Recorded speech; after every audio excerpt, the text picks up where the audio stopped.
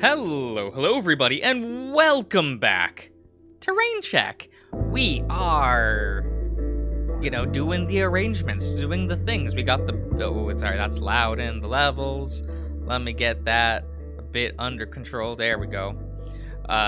We got the golden tiger. I forget his name already. Him, the Helix, Slate, Magnus, David is here. Everyone's here except for Ro, but he's currently fridge. That's fine. They exchange farewells. Slate and the tiger share a few words out of earshot. We'll be waiting, so I reckon you'd best not waste our time. One of the lion bodyguards opens the door for Slate and his boss to exit, leaving Magnus, Javier, Helix, and me behind. Aye. His voice is quiet, and we all turn to stare at the snow leopard. Tell me everything you know about Lawrence. Where I can find him, where he works, where he lives, everyone he knows. And I should tell you... And why should I tell you that? Because after we get Slate's stupid data, that son of a bitch is going down, whether you help me or not. There's a sudden knock at another door from the other side of the room. Hey, big guys! Dad wants to know if you'll be free after this meeting. David, what are you doing here? Mr. Theodore, you're here!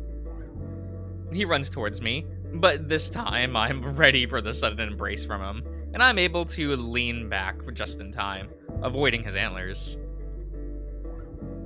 How did the meeting go? I heard from Mr. Javier that this one was very important. You could say that. Hey, who's this guy? David's eyes light up as he looks over at Helix, whose face is still darker than anger. Darkened by anger, that's what that says. I don't have fucking time for this rabble. Rabble. I'll give you guys 2 minutes to say your goodbyes. I'll be waiting outside. Helix shakes his head in annoyance as he storms out. Hey, don't worry about that guy. He's just upset. Oh no, maybe he should talk it out with somebody. That's what I do when I'm upset. Okay. Okay, David. Does he ever get upsetty, you think? I feel like his version of upsetty is like someone ate his pudding cup and it goes into a little fit, and then it gets another pudding cup because they're like what, $2? They're probably now $2. I was about to say like $1, but who knows? Are we up to $5 pudding cups? I don't know. I've never really had pudding cups. That's not a thing I grew up with. So it is what it is. I look over to Javier, who's subtly shaking his head as he taps his wrist with urgency. I think we should get going.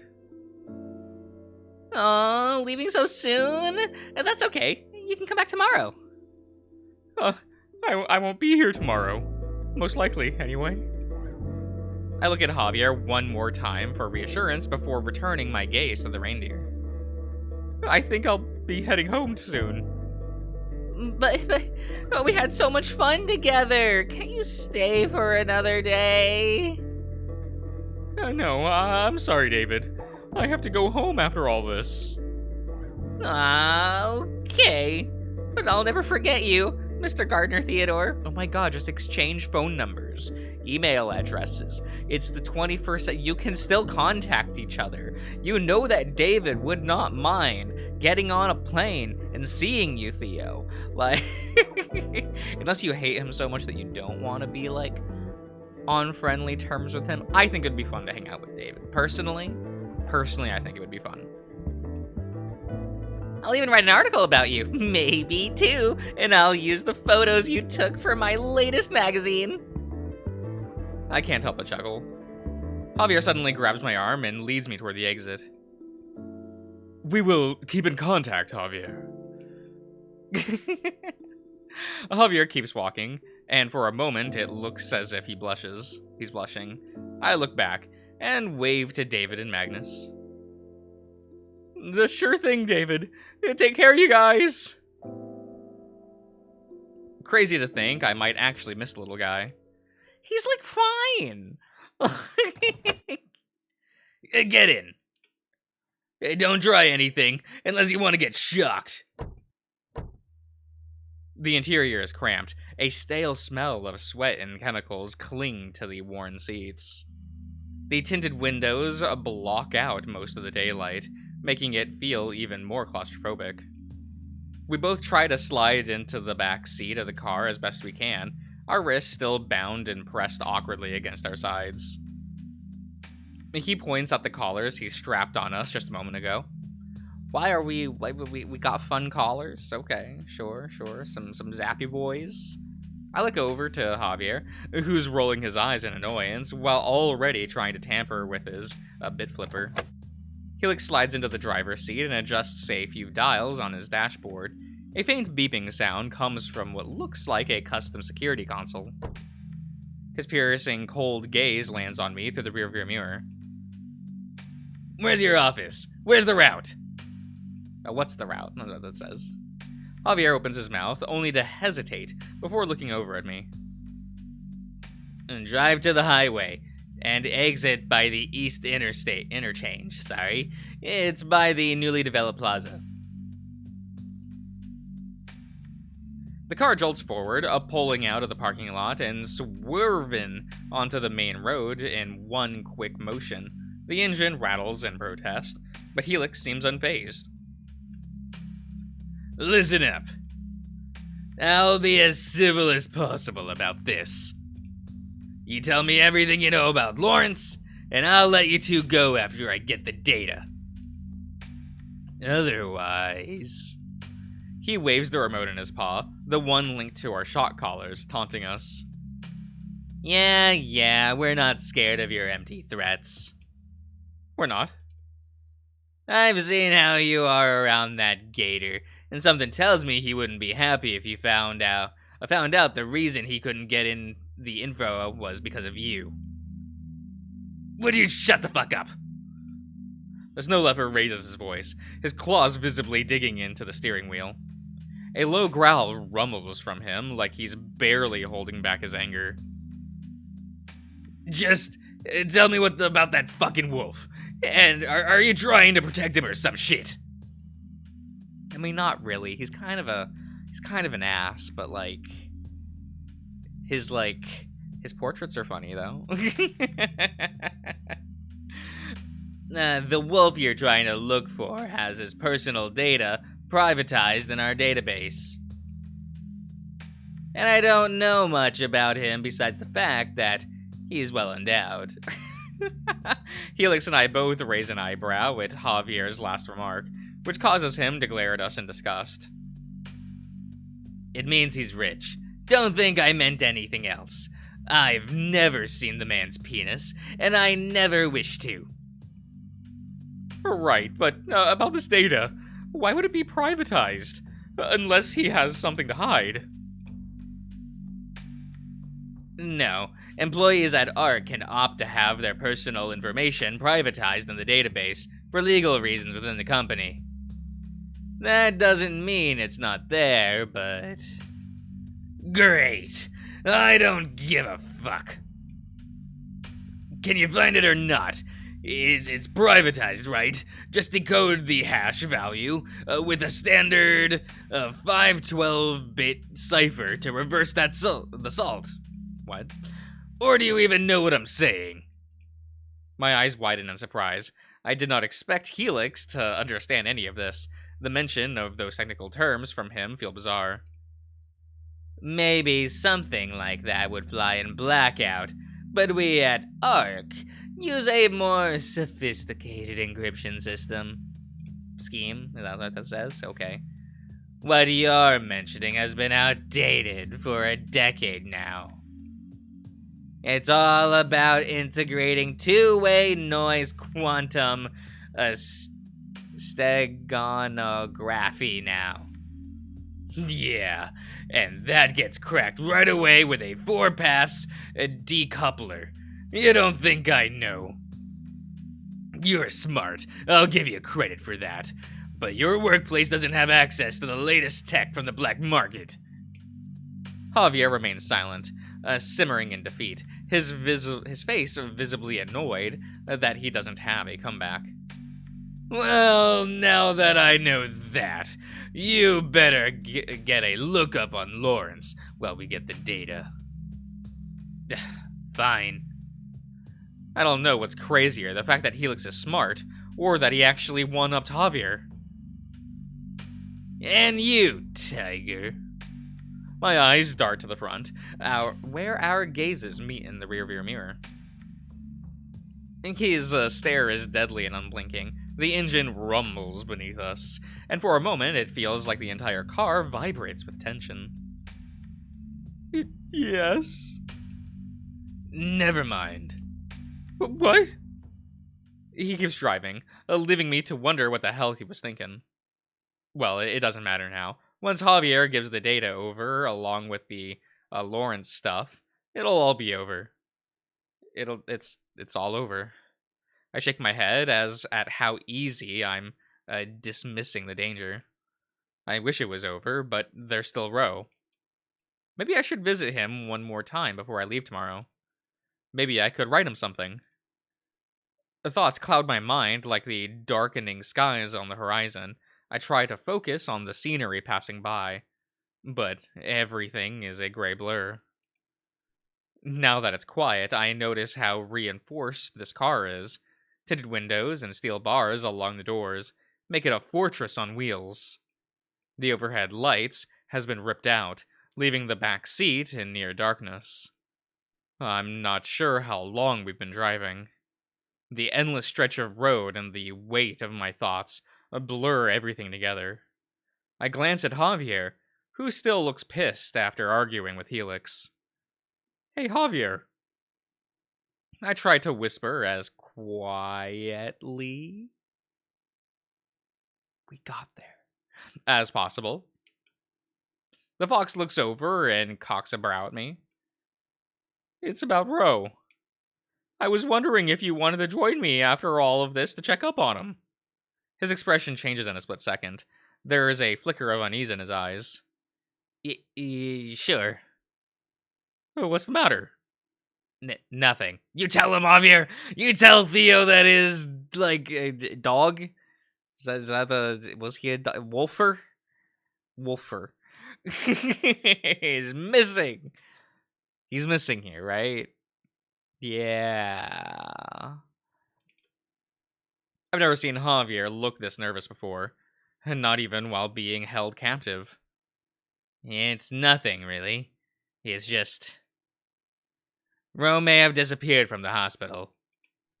I stare at Javier, blinking several times in confusion, leaning closer to him. It disappeared? What do you mean he disappeared? Where'd he go? He was in the hospital. He was resting, and we both... are you sure? I don't want to bring it up, but it's true. The hospital called earlier. I'm just as confused as you. So what the hell are we supposed to do? I can hear everything you two are saying. Your shitty whispering isn't helping. My cheeks flush with embarrassment as I straighten up in my seat. I notice how my hands feel clammy against the cold metal cuffs. Save this shit for later. I don't want to hear it. Speaking of which, where the fuck is this office? I'm almost at the plaza. We're not going to the office. We'll be stopping by my house since I have copies there. Down this road, first apartment building on the right. The fox starts to shake his head, but then stops, eyes locked onto the road. What? What is it? But wait, we just missed the turn. You're driving too fast. You tell me this now. Fucking hell. Felix suddenly spins the steering wheel, forcing the car to do a complete 180 into another lane. I don't know how we managed to miss every other car on the road, or how we didn't just flip over. Holy shit. What the hell are you doing? Trying to get us killed? Shut up. I'm trying to get us there as fast as possible. The faster this is done, the faster I can move on from this shit. The snow leopard slams the gas pedal, forcing my body back against the seat. The roar of the engine drowns out everything for a moment. We weave through traffic, nearly swiping other cars. My heart feels like it's about to burst with every sharp swerve.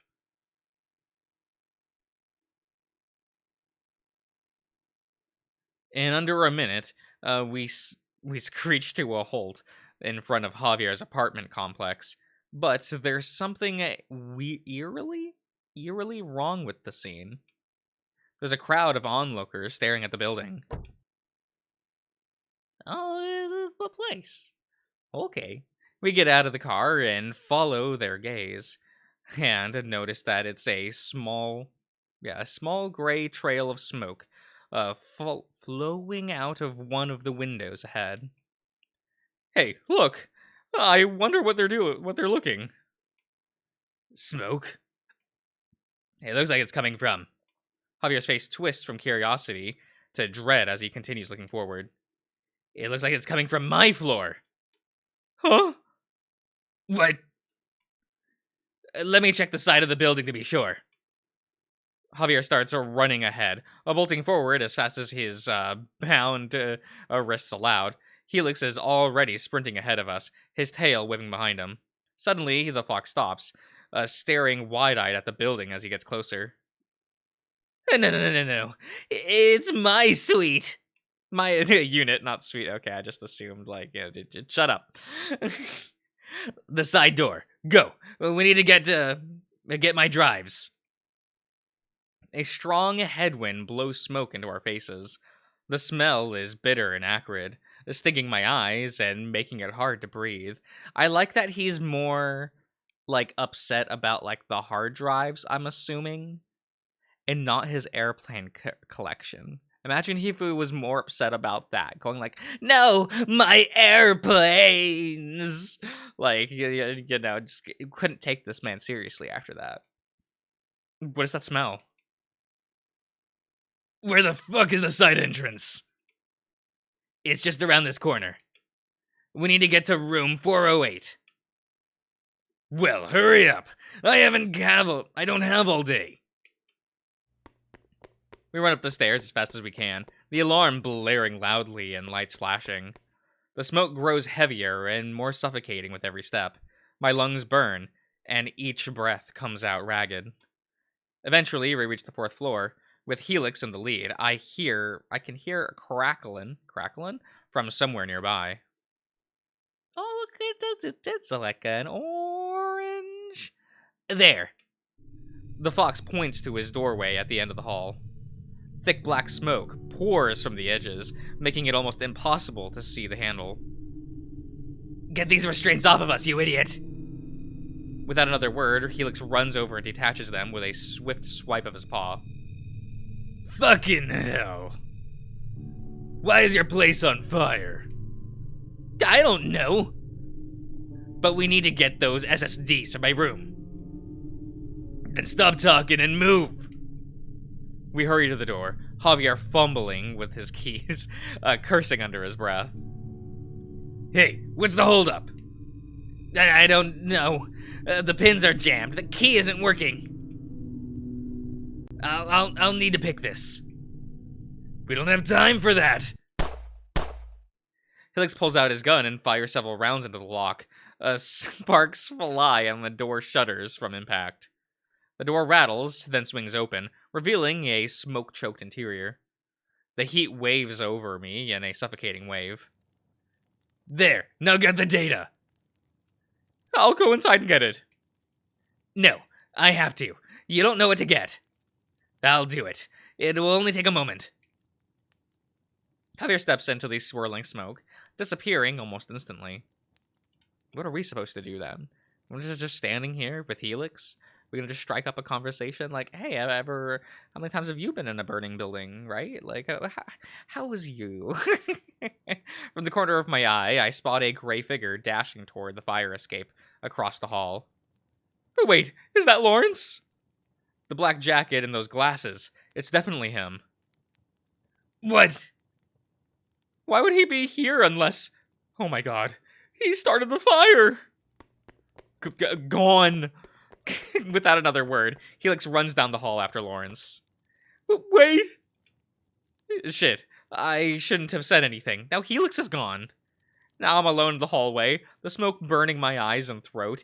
Even crouching low barely helps. Damn it, what do I do? I can't leave Javier in there, can I? He's taking too long. It's been over a minute. Oh, fuck it. I'm going in.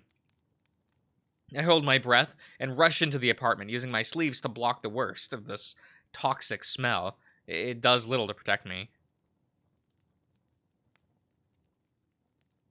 Aww. Yeah, God, I can't see shit, senpai. I've been here before, but now I barely recognize anything through the dense haze. Dense haze. Shadows flicker on the walls. I spot a bright glow, which must be the fire spreading somewhere deeper inside. Wait, the envelope. I might not have another chance. I fumble in my pocket and pull out the plastic. My hands shaking from adrenaline and the heat. Part of me wants to open it, but there's no time. Whatever they gave me is incredibly incriminating, and this might be my only chance to destroy it. I hurl the envelope towards the flickering glow, watching it vanish in the swirling smoke. Javier? Man, we're just gonna incriminate Javier, aren't we? Like, it's gonna not blow up. It's gonna... you know... Where are you? A sudden bang echoes behind me. I stagger forward, half blinded by the fumes. Help! I slam into a wall. It might be a door, but my vision is blurred and my eyes sting too much to tell for sure. Theodore! Helix! Help! Someone! I'm inside my room! I find Javier pinned beneath one of his display cases. The smoke is thinner here, so I manage a quick gasp of air. My lungs are grateful for even that small relief. His entire display case of, like, planes toppled over him. Is that what happened?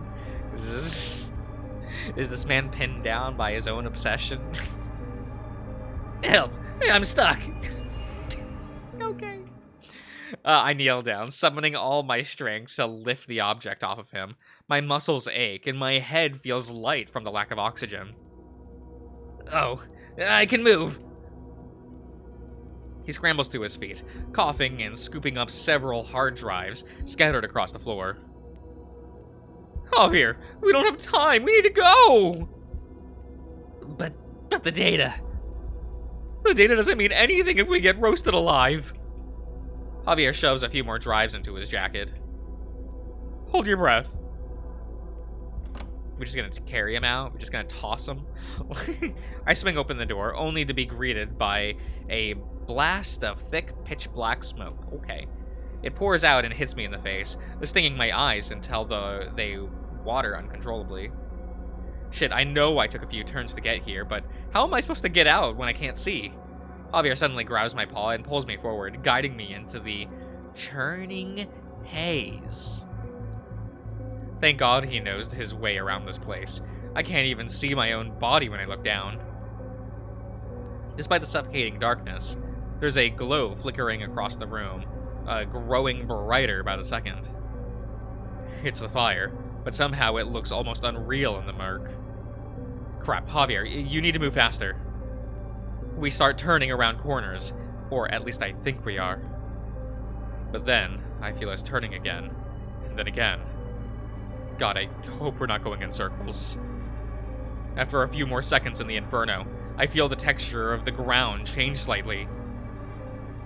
Are we in the hallway now? I can't tell. The fire's spreading really bad and fast. I can feel the air getting hotter and harder. The fire slowly consuming and burning the foundation nearby, causing several thuds as things collapse nearby. There's a sudden, violent tug at my arm that yanks me off balance. My feet slip on the scorched, ash-dusted floor, and I go sprawling onto the ground. I land hard right on top of Javier. He's beside me, coughing in pain as I scramble to roll off him. I clamp my mouth shut, desperate not to inhale the toxic air, but it's no use. The acrid smoke forces its way into my lungs. Each breath feels like a swallowing shards of glass, and a violent cough erupts from deep inside me. Every gasp only drags in more scorching smoke, slicing into my chest like 1,000 tiny knives. I press my face into my sleeves, hoping to filter out the worst part. For a moment it helps, but the relief is painfully brief. A terrible, sinking feeling settles in my gut, dread twisting my insides. This is it. I'm going to suffocate. I'm going to die. Suddenly, a surge of memories wash over me, forcing me to relive moments of my life as vivid scenes flicker through my mind. The times I cried for hours on end at my father's funeral. The time Coulson gave up on me. The time I had that fight with my mom. The time I booked a vacation to escape my troubles. The time I met Ro. The time I got those texts. The time Ro gave me a chance. The time Ro saved my life. The time Javier was there for me. I try to hold back the tears, but I can't. And this is how I die. A slow, gruesome death. Okay. All because I wanted to do things on my own. Why couldn't I have stayed home and listened? I'm sorry. I start to claw at my throat as the pain in my chest becomes nearly unbearable. Suddenly, there's a cool gust of air. It rushes over my face, dispelling the smoke around me long enough for me to take a breath. At the same time, a warm glow flickers through the stifling dark. What? What's going on? I can still hear the fire, but... I summon the last of my strength to crack my eyes open, still watering from the tears and smoke. Through the swirling haze, I catch a glimpse of a towering silhouette. My heart pounds in my ears. The figure lurches closer, the light behind it framing broad shoulders and a determined expression, though I can barely see. Hope flutters in my chest, but I'm so delirious with the pain and suffocation that I can't believe what I'm seeing.